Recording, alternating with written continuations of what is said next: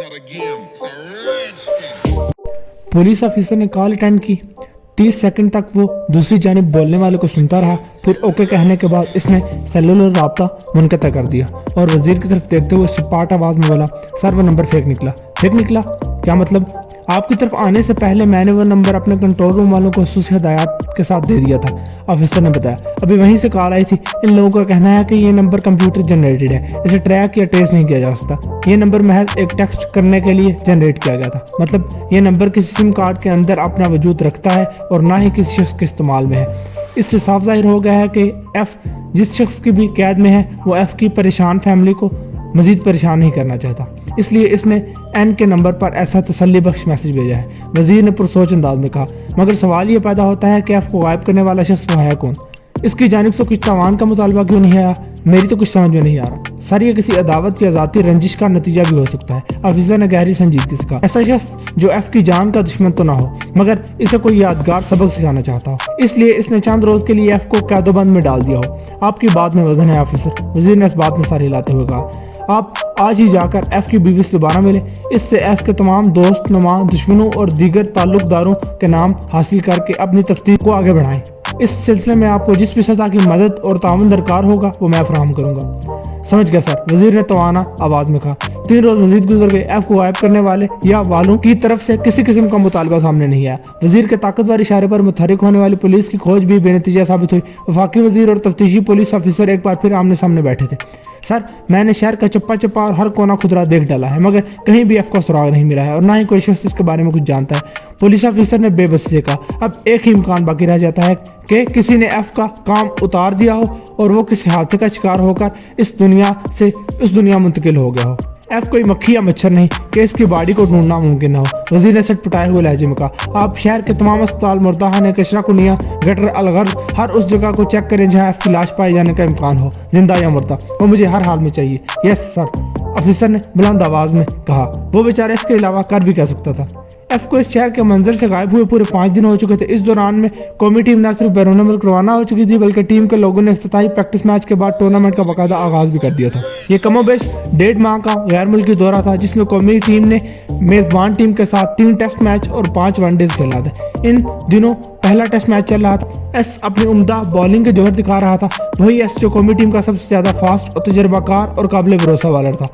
इस गैर मुल्की दौरे के लिए इसका इंतखाब ट्रायल की बुनियाद पर होने वाला था, मगर बदकिस्मती से इसका हरीफ एफ ट्रायल के लिए मुकर्रर वक्त पर पहुंच नहीं पाया था। ये एस की खुशकिस्मती थी कि वो बिला मुकाबला टीम में शामिल होकर अपनी बेमिसाल कारकर्दगी का मुजाहरा कर रहा था और इसका हरीफ एफ पिछले 5 रोज से एक सख्त गिरशिकस्त के कब्जा कुदरत में किसी केशुए से भी बदतर हालत में पड़ा हुआ था। इन 5 दिनों की मजबूरी और माजूरी ने एफ की ऐसी कम तैसी करके रख दी थी। इसने कभी सोचा भी ना था कि जिंदगी में ऐसे लाचार और बेयारो मददगार लम्हात से भी गुजरना पड़ेगा। के ने इस पर बड़ी कड़ी निगाह रखी हुई थी। के की सेहत काबिल रिस्क थी। वो दराज कामत और मजबूत कसरती बदन का मालिक था, जिसके नतीजे में वो हद दर्जा दहशत ज़दा दिखाई देता था। मुख्तलिफ अल्फाज में यह कहा जा सकता था कि एफ ने के की शख्सियत के सामने नफ्सियाती शिकस्त तस्लीम कर ली थी। एफ की लाचारी और ख्वारी देखने से ताल्लुक रखती थी कि जब भी इसके खाने पीने के लिए मुंह से टेप हटाता तो इसकी जुबान पर एक ही नोयत के सवाल होते। ताहम वक्त गुजारने के साथ इसके लबो लहजे से गुस्सा और झंझलाहट गायब हो गई थी। इसकी जगह इज़्ज़ो इनकिसार और मिन्नत समाजत ने ले ली थी।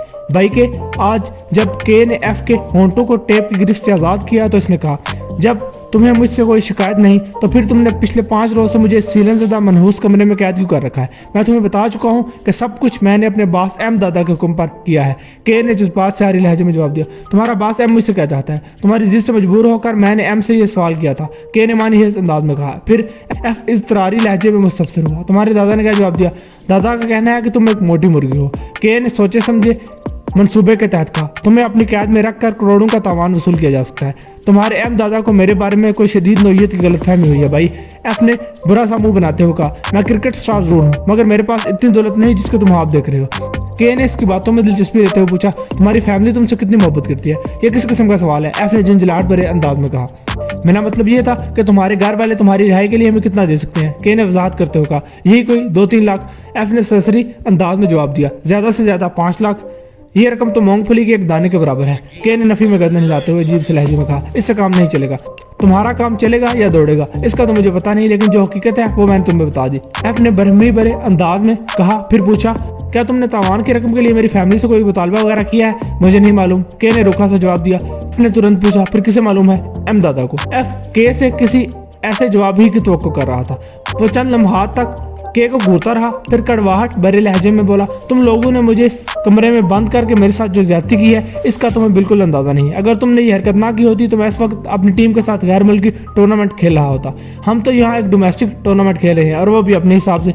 के ने एफ की आंखों में देखते हुए मानी हेज अंदाज में कहा, यह सीलनज़दा कमरा हमारा होम ग्राउंड है और तुम मुखालिफ टीम। इस खेल में हमने सिर्फ अपने फायदे पर नजर रखनी है। सुनो के भाई। एफ यकायक बेअंदाज संजीदा हो गया। मुझे एक बात का तो अंदाजा हो चुका है कि पैसा तुम्हारे लिए दीन और ईमान से भी ज्यादा अहमियत रखता है। तुमने फायदे की बात की है तो मेरे जहन से ख्याल आया है, अगर तुम लोग मुझसे ताउन करो तो मैं एक तरीके से तुम्हें 15 से 20 लाख का फायदा पहुंचा सकता हूँ। ऐसा कौन सा तरीका? के ने पुरइश्तियाक लहजे में दरियाफ्त किया।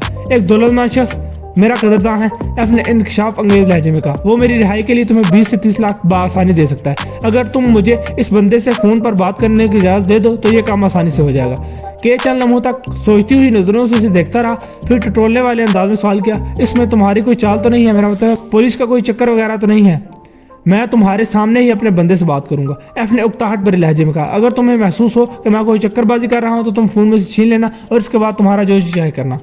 इन 5 दिनों में पहले दिन के अलावा जब भी एफ के मुंह से टेप हटाता तो इसके साथ वो इसकी आंखों पर से बंधी हुई पट्टी को भी खोल देता। इस सीलनज़दा कमरे तक पहुंचाने के लिए एफ की आंखों पर वो दबीर पट्टी महज इसलिए बांधी गई थी कि वो इस लोकेशन के बारे में कुछ जान सके। वो सीलनज़दा कमरा एक मतरूक कारखाने का हिस्सा था, इसमें कोई आता जाता नहीं था, इसलिए के ने इस दूर दराज और महफूज मकाम का इंतखाब किया था। के एफ के चेहरे और आंखों की तासुरात का बगौर जायजा लेने लगा।